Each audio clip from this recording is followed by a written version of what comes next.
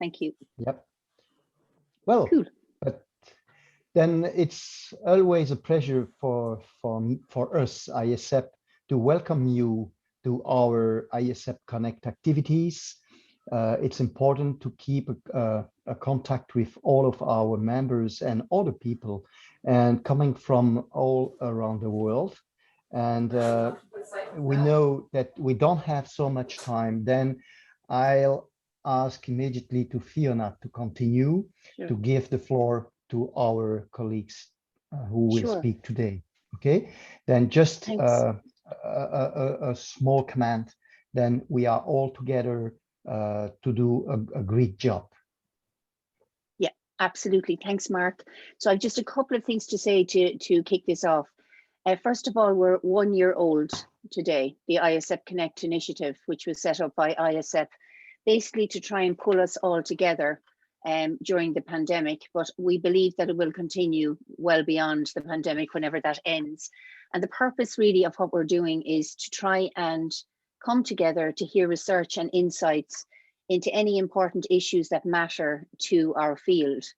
I'd like to call out Risto Martinen particularly, because Risto has been phenomenal in getting this AIESEP Connect out as a podcast after every single one of our events and to extend our outreach. I'd like to thank as well everybody who's contributed this year, especially and particularly Cassandra, who has been here all the time, keeping things moving along smoothly, advertising our events. I want to thank Kathy Armour for being our very first person to sit on the AIESEP Connect bench, to Doug Gleddy, Elke Grimminger side and sticker, to Arias Saxlati, to Kirsty Howells, to Lars Borgutz and Menno Slingerland and Gwen Wieldenberg, to Brian Culp, to Qingwei Chang, to Oskian Lee, to Sotaro Honda. And now we are really thrilled to welcome Vicky Gojier and Kiki Makapulu. Kiki has had the misfortune of knowing me for 20 years, the poor girl. We met each other in Loughborough when we were doing our masters with Kathy Armour, and Ash Casey would have been part of that cohort. And Vicky, I had the great fortune to meet about 10 years ago at an AIESEP conference in Limerick. So today I'm going to pass the floor across to them. They're going to speak about optimizing social media for physical activity, diet, and quality of life. And they're going to speak specifically about lessons learned from COVID-19. I'd really like you to put your questions in the chat, because the way AIESEP Connect works, we'd like to hear from the floor. What are your ideas and thoughts as this presentation is going on? I will make sure that everybody's voice is heard in this so that we can pose our questions to Vicky and to Kiki. I think I'd like to pass that across now so they get their maximum amount of time. So if everybody else could be on mute, that would be fantastic. And we pass the floor across to Vicky and to Kiki. Okay, thank you. So thanks, Fiona, for a lovely introduction. 10 years does sound like quite a long time ago, but we're really delighted that AIESEP asked us to come and present this work, which started about a year ago. And we're going to present on the title, as Fiona just suggested, optimizing social media for physical activity, diet and quality of life, and some lessons learned from COVID-19. So today, Kiki and I will present this work and in the context of physical education and sport pedagogy. But we present on behalf of a diverse multidisciplinary team that brings together expertise in sports psychology, nutrition, physiotherapy, and public health. And through a life course approach that works with diverse groups from youth to aging to active versus inactive, and with diverse ethnicities and socio-economic groups. So grounded in the definition of sport and exercise pedagogy, this enables us to make effective recommendations for physical education and sport pedagogy. And we would also like to acknowledge our funder, the ESRC, who supported this work, as well as our research assistants, Grace Wood, Beth Skinner, and our digital learning designer, Jags. So to provide a structure for the talk today, what we will do is talk through some background literature, the methods, findings, and implications. So some background. The first point is about the relationship about social media and health. And the first point is about the accessibility of health information. Through sites such as Facebook, YouTube, and Instagram, information is shared by the general public professionals, influencers, and accredited organisations, and across various formats, including memes, images, and at a low cost. A key advantage of social media is that unlike more passive forms of information, social media can help to translate knowledge into personalised action at specific points in time when it becomes needed and without the need for a physical instructor, a physical educator, or a physical health setting. Also, social media provides access to social and emotional support through increased opportunities for interaction and in real time. But there are also concerns, and these tend to be about time-use relationships and the displacement of health and well-being promoting activities. There are also concerns about the quality and reliability of information, misinterpretation, misinformation, and these have the potentials to lead to physical and mental harms. But there are limitations of the current research. We know little about the characteristics of social media and positive health change, particularly in relation to physical activity and diet.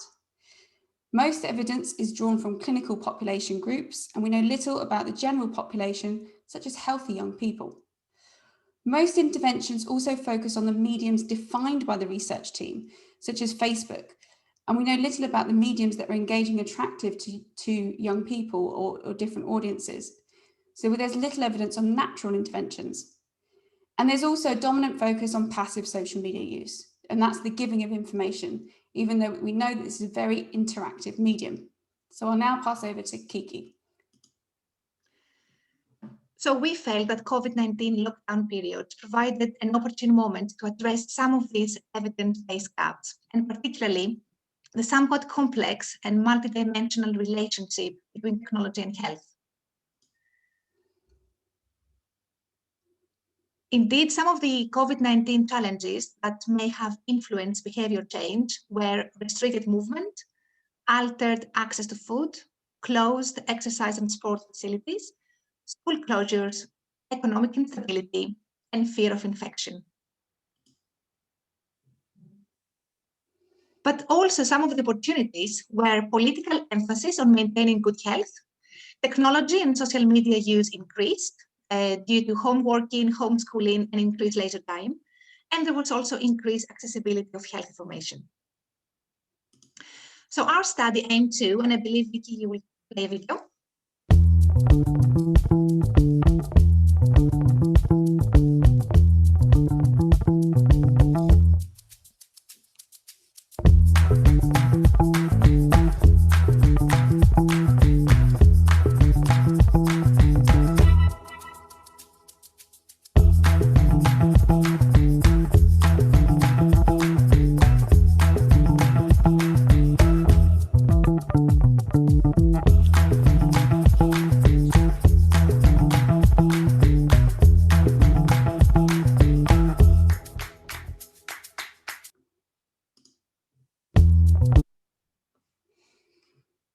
So more specifically, the aim was to explore how social media use informs physical activity and diet-related behaviors, as well as perceptions of quality of life.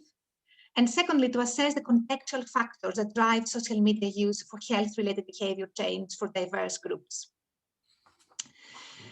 We will now provide a brief overview of the methods to move on to the next stage, but this is quite a brief overview, but do get in touch for further information. So overall, this was a mixed methods explanatory sequential design where data collected from an online survey, and this informed the focus groups that followed. Specifically, first we began with stakeholder consultations that included 50 participants from different contexts: researchers, professionals, practitioners in sport, exercise, public health, and education contexts. The aim was to determine recruitment strategies for the survey and the focus groups, the methods to be used, and specific measures. And two of these consultation meetings focused on young people in schools. The first data collection tool was an online survey, which was distributed during the first lockdown period in the UK. And the combination of validated questionnaires for behavior change and bespoke social media questions was used. Most required responses on a Likert scale, but also included free text. And descriptive analysis was completed for all variables, and content analysis of free text responses we carried out using established methods. Then we carried out 20 focus groups in total, and a purposive sample of participants was selected and organized into 8 different groups, and these represented the behavior changes reported in the survey data. So we had, for example, a group with participants reporting high social media use and low physical activity levels and so on. And thematic analyses were completed on this.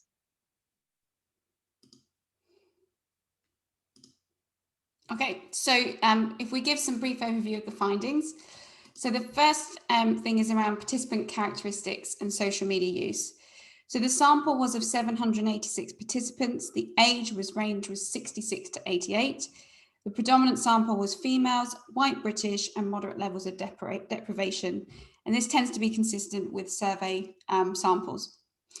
72% of the participants said that their time spent on social media increased. The average time was 2 to 4 hours. And the most prominent platforms were WhatsApp, Facebook, and YouTube. In terms of social media content, most participants saw health-related content, and content related to diet and quality of life was used the most. Individuals working from home used social media content for health the most, and using social media content was associated with physical activity change, improved diet, but a decrease in quality of life. So breaking down the content that was used, so in relation to physical activity, predominant forms of content was related to high intensity interval training, yoga, resistance, and running challenges. In terms of diet, there was a focus on recipes, but then also specific diets such as vegan, anti-stress, or vitamin D. And in terms of quality of life, the main focus was on hobbies, clubs, meditation, not mediation, and social interaction. We then looked at some content analysis of the social media posts, and what we could do from this is break down who was the content shared by and what was the focus. The main content accessed and used by participants was from celebrity influencers, personal trainers, and fitness coach, and that there was an overwhelming emphasis on Joe Wicks, the body coach, and PE with Joe mentioned the most, followed by sites I'm not sure if you're aware of: Yoga with Adrienne, Alice, Living, Athleen, X, and Chloe Ting. The second dominant category was around information shared from local health and sport organisations, so local fitness centres and gyms that started to put Zoom classes online, for example. Then we had the National Health Service, but also high-profile sport organisations, so in the UK, NHS or the Football Association. And then there was an emphasis on celebrity doctors and celebrity chefs. So I'll now pass over to Kiki. So in terms of the contextual factors influencing the use of content, we had 5 key findings. Firstly, social media were perceived to be free access and easy to engage. Economic instability and the perceived opportunities of social media to be used for information and interaction, but unfamiliarity with social media were barriers to the use of social media. These were overcome by A, the provision of free social media accounts and health-related content that was accessible across devices and platforms, and B, content delivered in a video format that was short in duration, requiring no equipment or minimal inexpensive recipe ingredients. Secondly, less time spent commuting, traveling to work, and more leisure time, combined with the ease of completing online social media workouts at home and with the family, were key drivers for using social media to access and act on physical activity and diet information. Thirdly, access to community-based health-related contexts was restricted during the lockdown, but local organizations and groups of individuals used social media to run their typical exercise and cooking sessions online. And in turn, this provided a sense of community, a ritual, schedule, and enabled participants to maintain social connections, influencing overall their quality of life. Fourthly, the perceived need to improve health-related behaviors coupled with restricted social interactions outside of households were drivers for the use of social media. Live physical activity and diet videos shared on social media were particularly helpful resources to inform physical activity and diet behaviors when presenters portrayed their real lives, personalities, and everyday bodies by being warm, calm, and laid back, and by opening their doors to their homes. And in turn, this promoted feelings of, we're in this together, and reduced feelings of isolation. Finally, misinformation and diverse health conditions, health-related knowledge and experience with social media impacted on the willingness and interest to engage with and use health-related social media content. However, recommendations or endorsements by peer family members and or official organizations that participants were affiliated with and trusted influenced participants to use and engage with content related to physical activity, diet and quality of life. And I'm passing back to Vic. Okay. So thanks. So whilst we saw all those themes, we identified in the data 3 differences between 3 main groups. And these were groups that had high physical activity levels prior to the lockdown. So they met the World Health Organization's for physical activity, so 3 or more hours per week.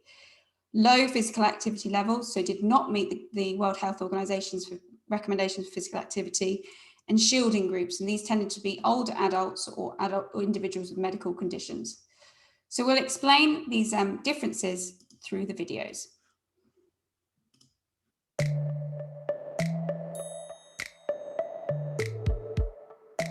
Charlie is a very active person.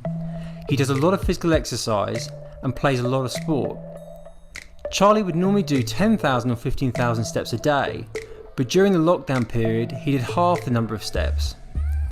Although he used to go to the gym, he was quite lucky to have some weights at home and he could maintain his workouts. Charlie is an active user of social media, like Instagram, Twitter and LinkedIn. Prior to the lockdown, he had already explored YouTube Live and Instagram Live for physical activity workouts and exercises. For instance, Charlie had heard of Joe Wicks, and at the start of lockdown, he watched the start of his very first video, PE with Joe. The exercises are fairly straightforward, basic and not challenging for people with high fitness levels. Charlie's use of social media increased during the lockdown period. He said it became a time filler.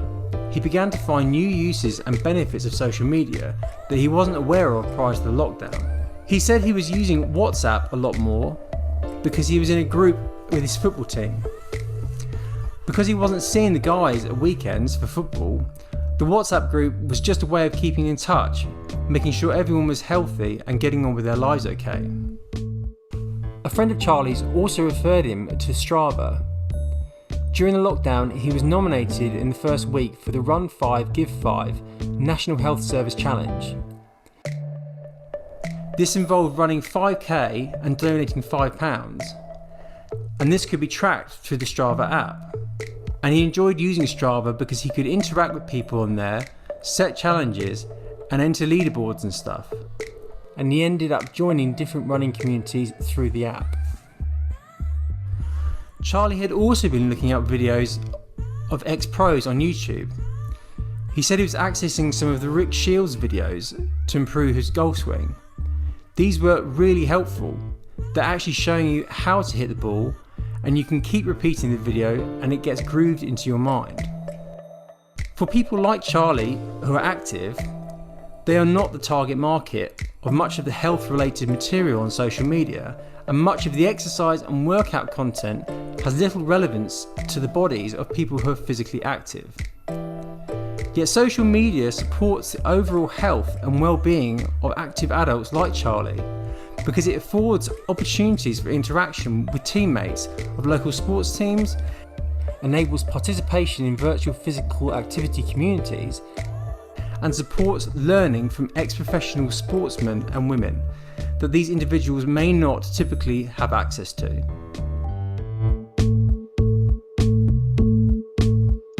Okay, so that was the story of Charlie, and we'll now move on to the story of Lauren, and this is low physical activity levels.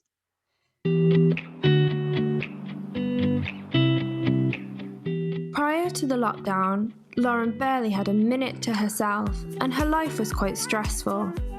Her commute to work was near 3 hours, and her only exercise was walking up the stairs and walking to her desk. She has 2 children and a husband, and she is that tired at the end of each day that she doesn't have the inclination to spend time preparing decent food. At work, she would go down the canteen and get a sandwich and a packet of crisps for lunch. But by 2 in the afternoon, she would always be at the vending machine.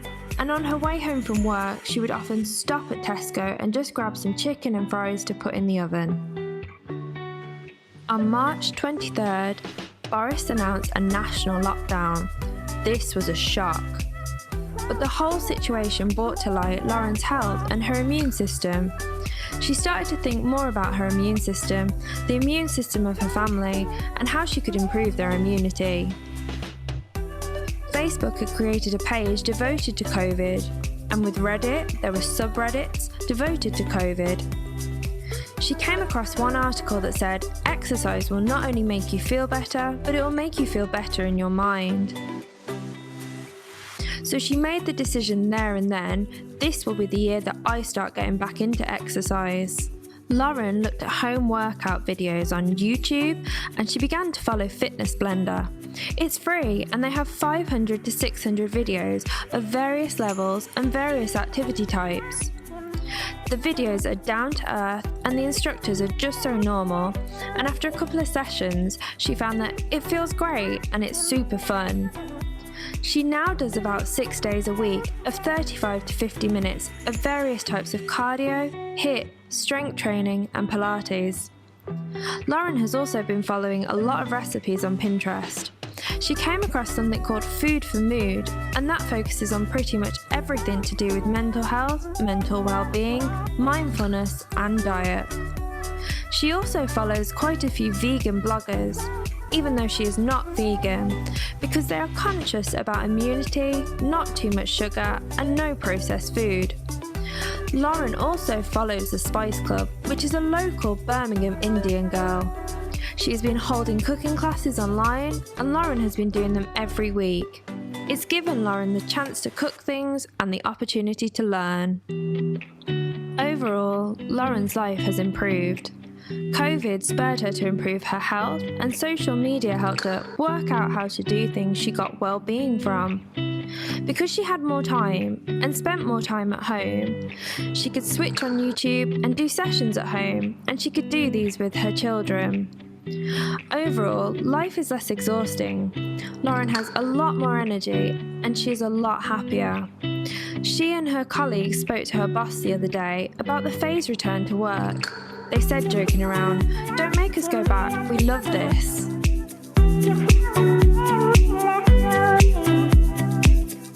Okay, then the final story is of Jean, and this is tends to be of older adults or individuals with medical conditions.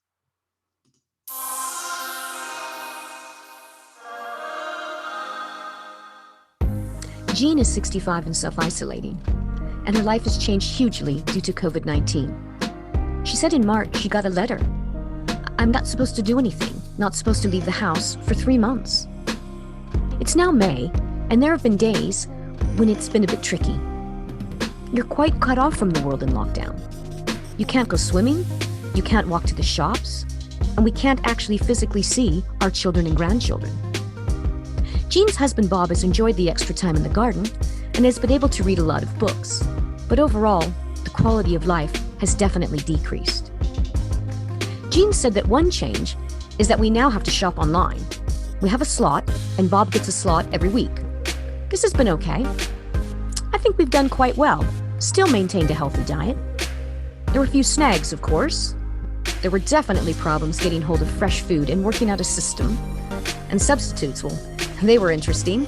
Some of the things I would never dream of using or eating. So to start with, Bob had 3 weeks of nothing but sausage sandwiches.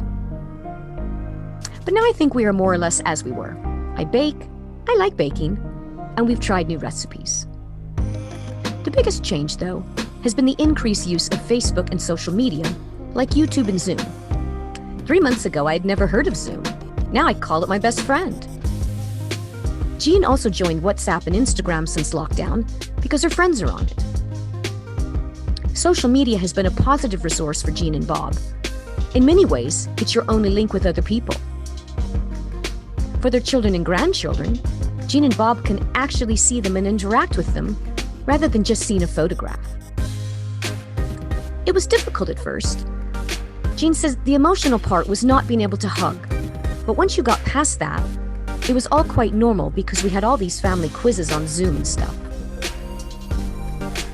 Jean also found that social media is good for physical activity. She said that YouTube classes are really good for ballet.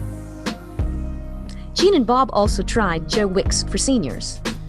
But they tried to do everything, and as a result, couldn't walk for 2 days. So they stopped. But now make a point of exercising for an hour a day without Joe Wicks. Bob has a different view on social media, though. He says there's too much rubbish on social media. Too much misinformation, conspiracy theories, anti-vaxxers. Jean is a bit more optimistic. She said, I have seen some exercises, and I think it's not appropriate for me. But I pick up links from my son, and so I'll follow things up on from there. Word of mouth, really. She does understand Bob's concerns, though. I think we're more aware of our privacy as well. Maybe as sort of more senior people, we're more bothered about who has seen what. Lockdown has been tough for people like Jean and Bob self-isolating. They've had to change their routines, but for physical activity and family relationships, social media has been a big help.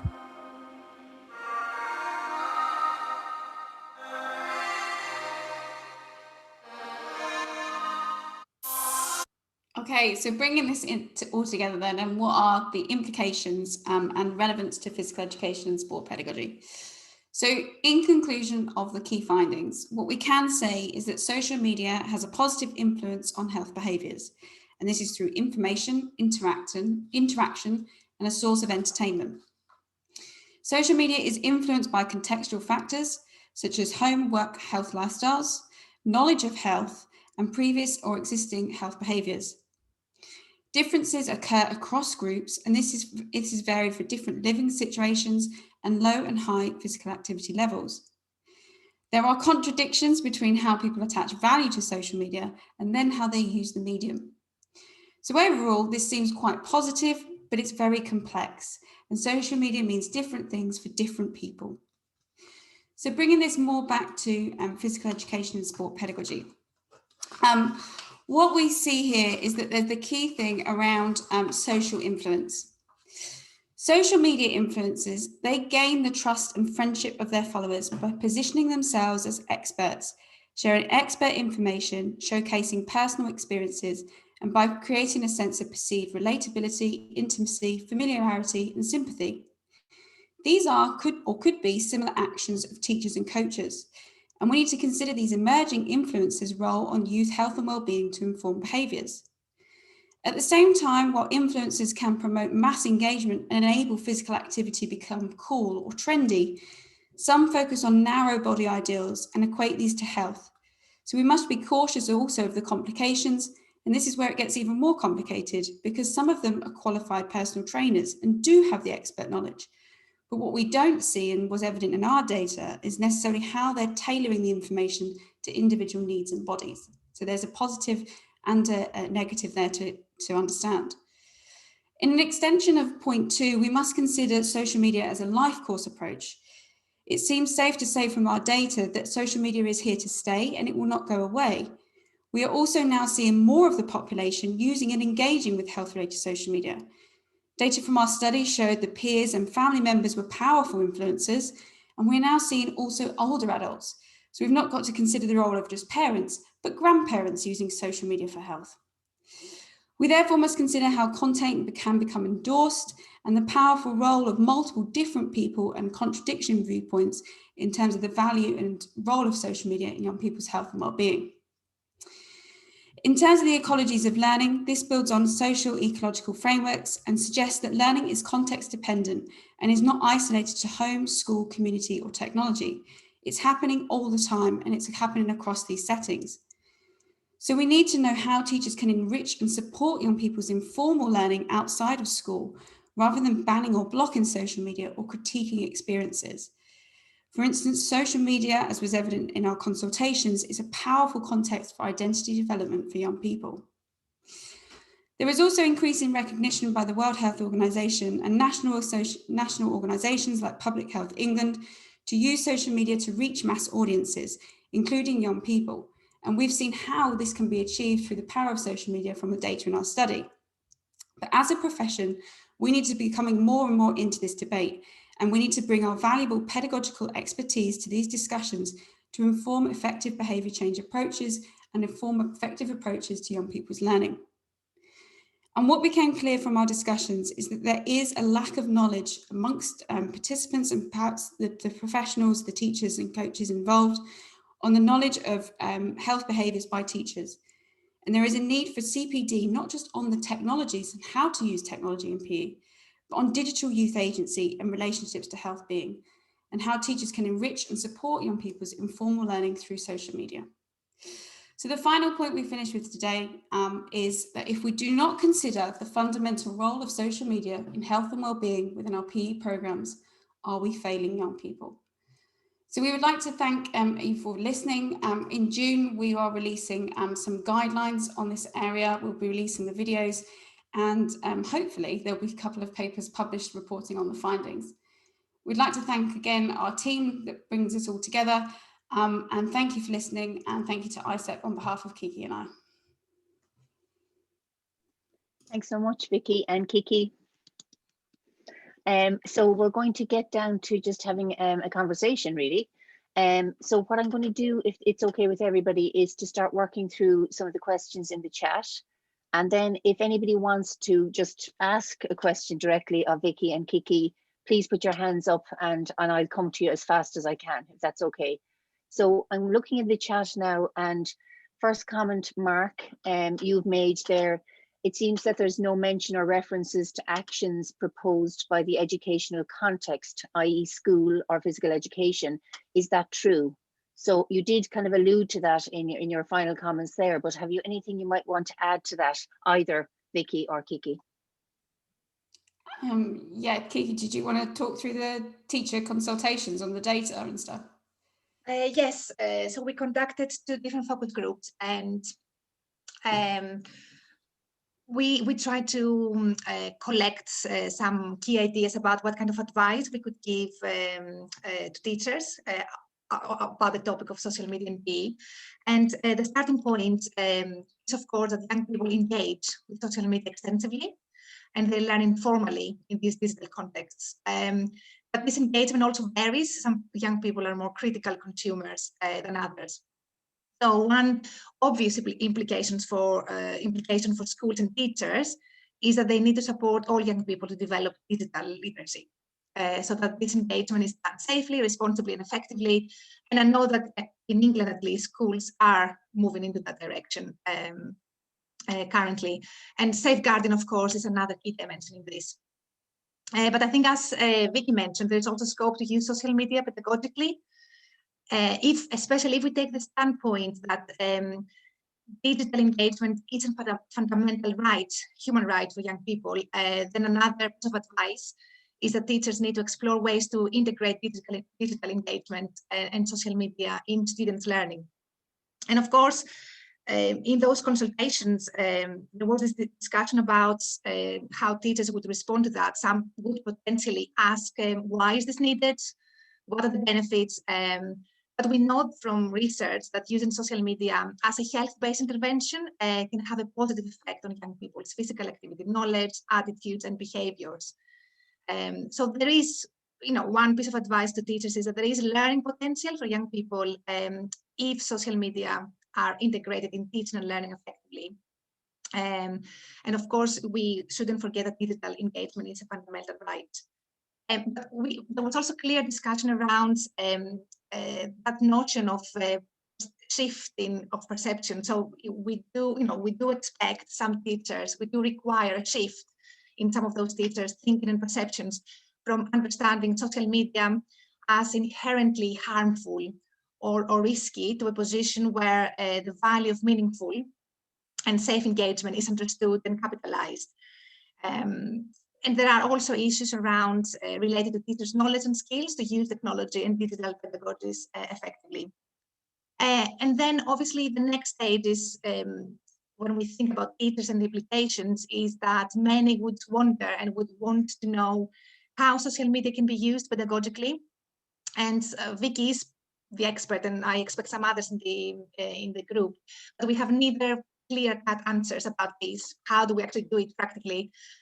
Nor a plethora of existing programs.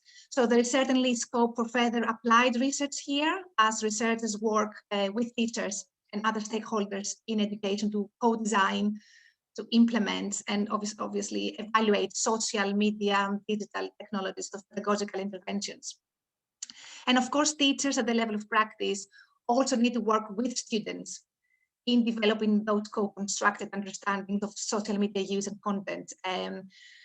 How can this be done? You know, for example, and depending on the year group and subject matter, focus teachers can encourage students to proactively search for knowledge related to physical activity behaviors and to bring these to the lesson to review, to develop and transform that knowledge.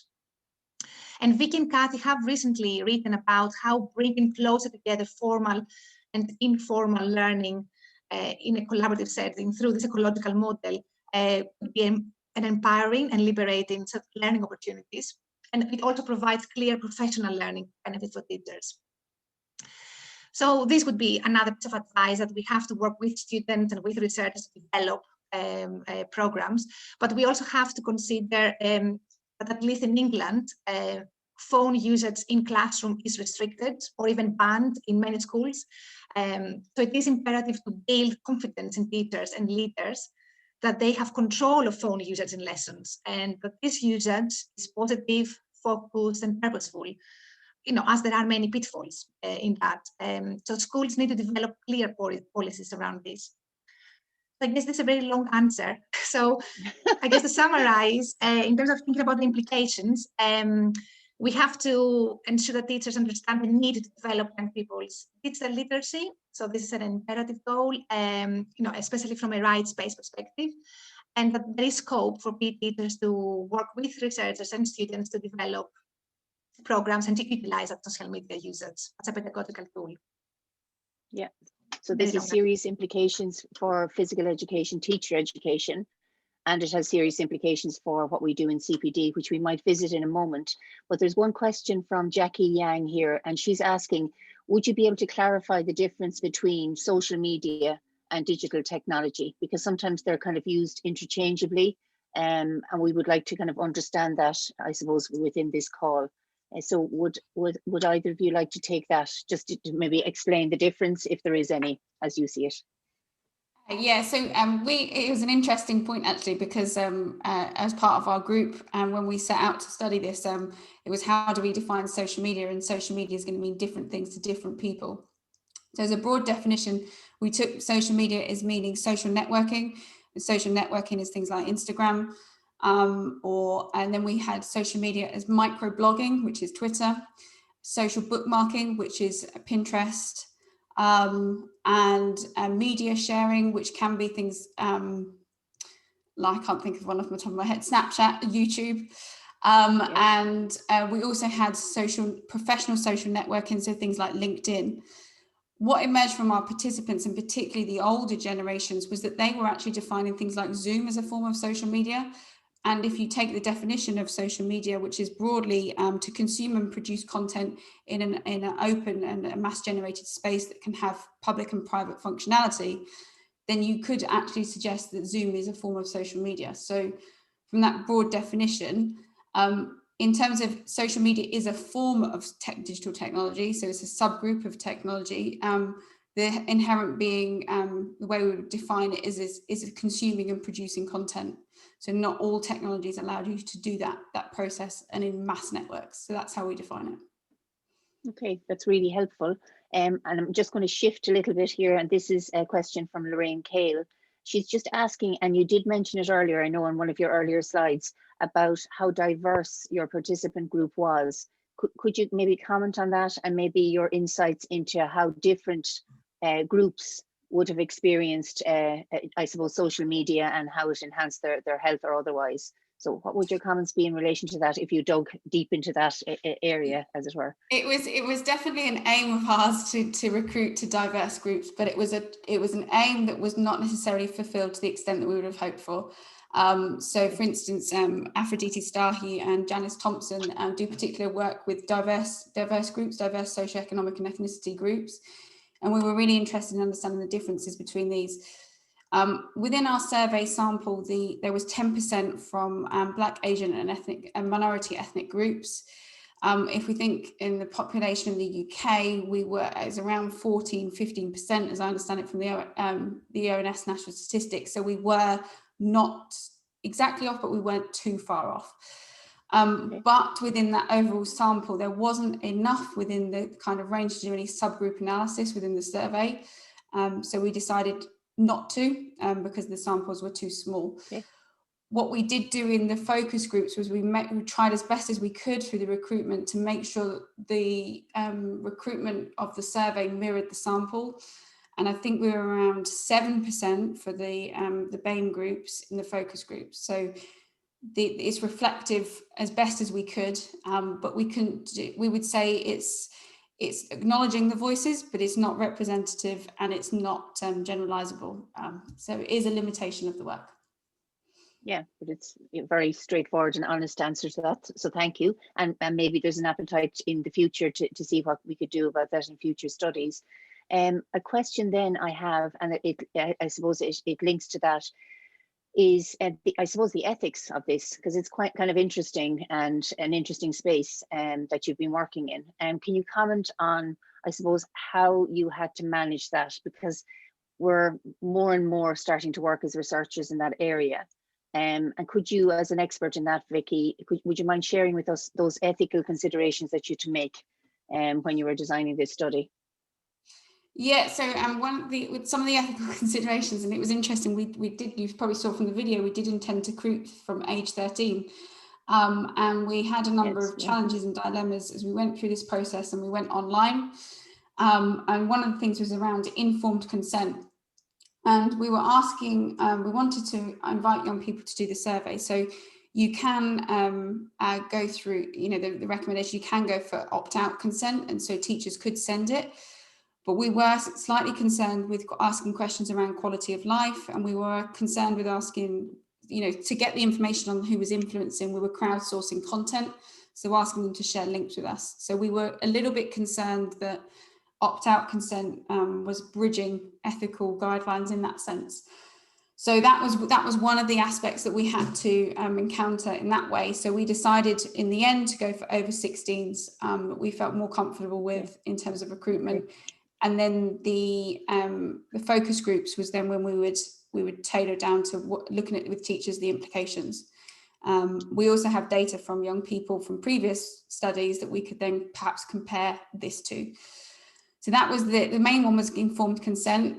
In terms of how we collected the data, we followed perhaps more traditional processes for survey and focus groups online via Zoom. We had to consider anonymization, typical processes, the storage of data, the removal of data, that sort of thing. The sharing of, one of the questions in the survey was for participants to share a link to or name something that they'd had access to. And what's interesting is the publishing of this paper in review is that we've been asked to, so I mentioned in the presentation, so I've done this in the presentation but not the paper, is that we're not allowed to name specific accounts. So I can't name Joe Wicks, I can't name Yoga with Adrienne. We've had to remove those because they are considered content that the influencer wouldn't have given consent to, which is surprising because they're high profile in their organizations and most of them have got the blue tick, for example, on Instagram, but that's what we've been asked to do. So we've had to remove those aspects. So in the reporting of findings, we cannot share the exact content from social media, but we've got to present it generically. So there's this, there's an interesting dilemma there in terms of it being very public, and you could probably guess who they are in the paper. You will, because you've seen this presentation, but you'd be able to guess, but you couldn't, we're not allowed to report the names, or we've got to make every attempt to anonymize the data. Okay, but they're quite interesting insights because we are more and more moving into this space. Now, I'm really conscious just from the comments in the chat. I'd love us to focus more on physical education now and maybe implications for us as PE professionals. If that's okay with everybody in the call, I hope it's okay. And please put your hands up if anybody wants to jump in here. But I would love, and Kiki, you did kick this off earlier, literally, talking to us about your insights into what that might look like for CPD, for professional development. What would you say, like if you were to kind of roadmap this, what are the ways in which we could really get to grips with this? Because this is not, as you said earlier on, going away. It is something that from the outputs of your research, we need to harness. So what would your insights be into where we need to begin here? And I need you to comment on PEAT, physical education, teacher education, but then also CPD. And how can IESEP, is my third part of this question, how can we assist in that really important work? I think when we talk about professional learning, whether this is undergraduate or after they are in post, teachers are often criticized for their lack of knowledge and understanding about young people in social media. Although Vicky's research on an earlier project, Vicky showed that teachers have valuable pedagogical expertise. They already have expertise to engage with young people in developmentally and critically informed ways. But there's definitely scope to engage and benefit from professional development. And I guess the findings we have about professional development from a range of projects resonate here. It's very similar. So we know that professional development is not always impactful. It is effective when it is evidence informed. So the latest evidence reaches teachers rapidly. But at the same time, it is not just about teachers learning about initiatives developed elsewhere in a top-down fashion. For decades, scholars have argued about professional development that supports teacher agency and capacity building, where they reflect on their practices and what is appropriate for their learners and so on. So I did mention earlier about the co-construction of programs to integrate social media in a pedagogically appropriate way, and this can be done through professional development. Another point again relates to collaboration. Teacher collaboration. Professional learning through teacher collaboration is highly valued, and although this way of learning is not without its faults, there is consensus that professional development needs to be more collaborative and more transformative compared to how it is typically perceived and offered to teachers in a top-down fashion. And I guess it could be relevant over the last couple of years. My own research has led into that direction of more transformative school-based professional development. So, for example, in one of my projects on inclusion and inclusive physical education, I work with teachers and students under the assumption that we can use student voice for professional development. So in this project, we go to secondary schools, we train teachers as students as researchers, then they go out, they collect evidence from their peers about what is inclusion, what is exclusion from their perspective, and then they go back, they collect this evidence, and they co-design with teachers lessons, research lessons, and they implement, they observe, they evaluate, and so on. And there are some positive results. So this could be a model that could be appropriate in the context of social media and professional learning to come up with innovative and appropriate ways to incorporate social media in practice. So it's a more bottom-up approach. And of course, we have to work collectively, as you said about AIESEP, to really develop robust evaluation sort of programs of this intervention and this professional development opportunity. So we are finally building that evidence base about effective professional development. Yeah, it's a really insightful point that the student voice being central, because that appears from what both of you are saying to be the gap, that the lack of understanding or misunderstanding of how they're experiencing it, social media in terms of their health and their own physical education. So how that's harnessed, obviously, from what you pointed out, student voice within professional development. Really, really interesting insight, Kiki, really interesting. Vicky, is there anything you wanted to add to that in terms of your sense of where we need to go here? Yeah, I mean, I think it's from a broader education perspective. So there's been some recent reviews of literature done by Christine Greenhow and her colleagues in America, and they've done a review, and there is no current professional development and evidence-based professional development for teachers in the area of digital youth behaviours. So it's all focused on how to use digital technologies. At the same time, then there's professional organisations that are doing things that are training or upskilling teachers in the use of social media and technologies. They tend to come from the safeguarding perspective. But then there's emerging programs. So there's the Apple Educator program, the Google Educator program, and they're emerging, but they're not evidence-based. So there's a massive gap there for professional development.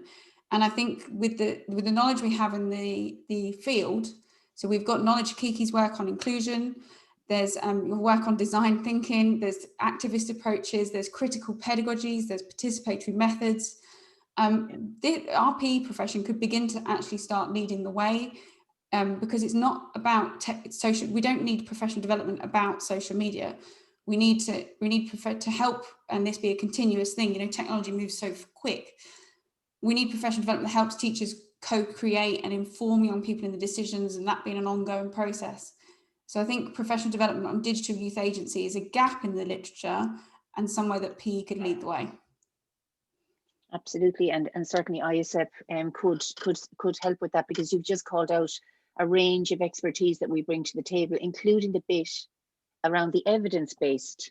That seems to be the missing piece, that you're not going to believe people on a hunch. It needs to actually have evidence behind it, or else we're not going to be listened to.